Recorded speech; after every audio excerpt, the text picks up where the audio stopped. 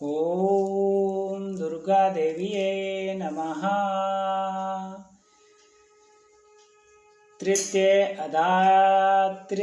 अध्याय। ओम दुर्गा देवीये नमः। ऋषि बोले, हे महाअसुर चिकुर सेनापति के जब यह देखा कि सेना तो इस प्रकार मारी जा रही है, तब उसे बड़ा क्रोध उत्पन्न हो गया। स्वयं भी अंबिका के साथ युद्ध में जाकर उसने देवी जी पर बाणों की इस प्रकार वर्षा की जैसे मेघ सुमेर पर्वत की चोटी पर जलधारा बरसा रहा हो। तब देवी ने उसके बाण समूहों को खेल ही खेल में काट दिया। फिर बाणों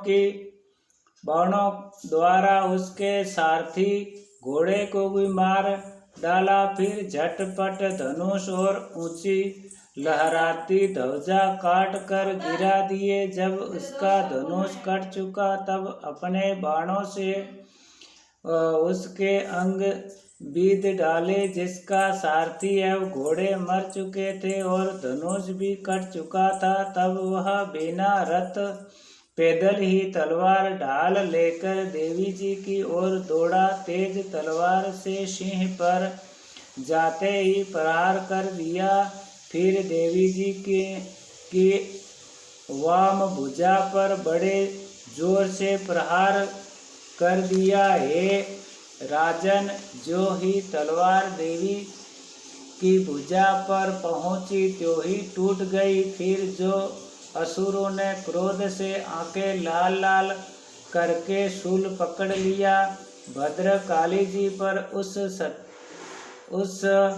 दैत्य ने वह शूल डाल दिया। वह शूल इस प्रकार चमका जैसे कि आकाश में सूर्य मंडल गिर रहा हो। देवी जी ने अपनी ओर आते हुए शूल को देखकर उस पर अपना शूल चला दिया, जिससे वह शूल के टुकड़ों हो गया।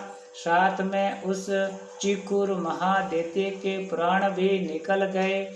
जब महिषासुर का बलवान सेनापति मर गया, तब देव शत्रु चामर हाथी पर सवार होकर आ पहुंचा। आते ही उसने अंबिका देवी पर शक्ति का प्रहार कर दिया। श्री देवी जी ने हुंकार द्वारा ही मार कर तेजहीन कर उसे नीचे गिरा दिया। अपनी शक्ति को गिरा हुआ देख कर चामर को बड़ा क्रोध आ गया। उसने शूल का प्रहार कर दिया। शूल को भी देवी जी ने बाणों द्वारा टुकड़े टुकड़े कर डाले। तब सिंह भी उछल कर हाथी के मस्तक पर चढ़ बैठा। फिर दैत्य के साथ युद्ध करने लगा। वे दोनों परस्पर तड़ते तड़ते उस हाथी से नीचे पृथ्वी पर आ गए। भयंकर प्रहारों से परस्पर युद्ध करने लगे। तब बड़े वेग से सिंह ऊपर को उछला। ऊपर आकाश में नीचे की ओर गिरते गिरते पंजों के प्रहार से दैत्य चामर का सिर धड़ से पृथक कर डाला। देवी जी ने शिला एवं वृक्ष आदि से युद्ध में उदग्र को मार डाला। फिर कराल को भी दांत मुक्का एवं थप्पड़ों के प्रहार द्वारा मार गिराया। क्रोध पूर्ण देवी ने गदा की चोटों से उद्दत का चूर चूर कर दिया। भिंदीपाल शस्त्र द्वारा वाशकल तथा बाशों द्वारा अंधक एवं ताम्र को यम धाम शीघ्र भेज दिया। 3 नेत्र धारिणी परमेश्वरी ने उग्रास्य उग्र वीर्य महाहनु नाम के दैत्यों को भी त्रिशूल द्वारा मार दिया। तलवार से विडाल का सिर धड़ से अलग कर दिया। दुर्धर दुर्मुख इन दोनों की बाणों द्वारा यमपुरी पहुंचा दिया। इस प्रकार अपनी सेना का नाश होता देखकर भैंसे का रूप बनाकर महिषासुर उन गुणों को डराने लगा। पूंछ कुछ एक गणों पर खुरे से प्रहार करने लगा। किन्हीं को पूंछ से तोड़ा और दूसरों को सींगों से फाड़ा। कुछ एक को वेग द्वारा, दूसरे को सिंहनाद द्वारा घूमने से, अन्यों को श्वास वायु द्वारा पृथ्वी पर गिराया। इस प्रकार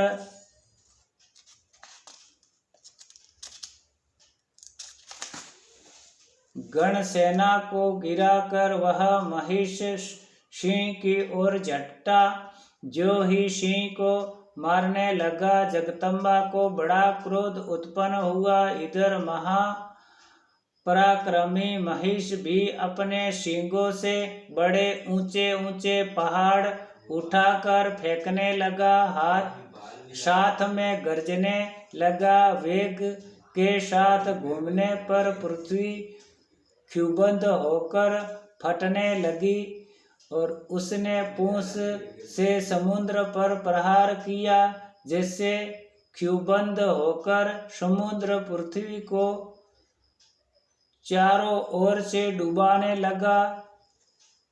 चलायमान होते हुए सींगों के द्वारा छिद्र भिद्र हुए बादल टुकड़े टुकड़े हो गए। उसके श्वासों की कठोर वायु से उड़ते हुए सैकड़ों पर्वत आकाश से गिरने लगे। इस प्रकार क्रोधपूर्ण उस महादैत्य को अपनी ओर आता देखकर चंडिका ने उसे मारने के लिए क्रोध में आ गई। कुपित चंडिका ने उसकी ओर पास फेंका, उसके द्वारा उस दैत्य को बांध दिया। तब तो उस महायुद्ध में बंधे हुए उस दैत्य ने अपना महिष भैंसे के रूप को त्याग कर दिया, झट से सिंह के रूप में आ गया। जो ही चंडिका उसका सिर काटने लगी, तब तो वह तलवार हाथ में लिए पुरुष दिखाई देने लगा। तब शीघ्रता से तलवार ढाल वाले उस पुरुष को अपने बाणों से देवी ने बीध डाला। तब वह एक बड़ा हाथी हो आया, अपने सूंड से उस महान सिंह को खींचा, फिर गर्जने लगा। उसने खींचते समय अपनी खंग के द्वारा देवी ने उसके सूंड को काट दिया। फिर वह महादैत्य भैंसे के रूप में आ गया। इसी प्रकार चराचर त्रिलोकी को सताने लगा। उस समय जगत माता चंडिका क्रोध में आकर फिर उत्तम मधुपान करने लगी। लाल लाल नेत्र करके हंसने लगी। वह दैत्य भी पराक्रम के संबंध में उत्पन्न होकर गर्जने लगा। अपने सींगों से उठा कर पहाड़ देवी की ओर फेंकने लगा। देवी जी ने भी अपने बाणों से समूह से उसके फेंके हुए पर्वतों को चूर चूर कर दिया। तब सूरापान के मद से कारण लाल लाल मुख वाली चंडिका जी ने कुछ अस्त-व्यस्त शब्दों में कहा। देवी जी बोली, हे मुड, जब तक कि मैं मधुपान लूं तब तक तू क्षण भर के लिए गर्ज ले। मेरे द्वारा संग्राम भूमि में तेरा वध हो जाने पर तो शीघ्र ही देवता भी गरजने लगेंगे। ऋषि बोले। इस प्रकार कहकर देवी जी उड़कर उस महादैत्य पर चढ़ गई। पांव से दबाकर दैत्य के कंठ पर त्रिशूल से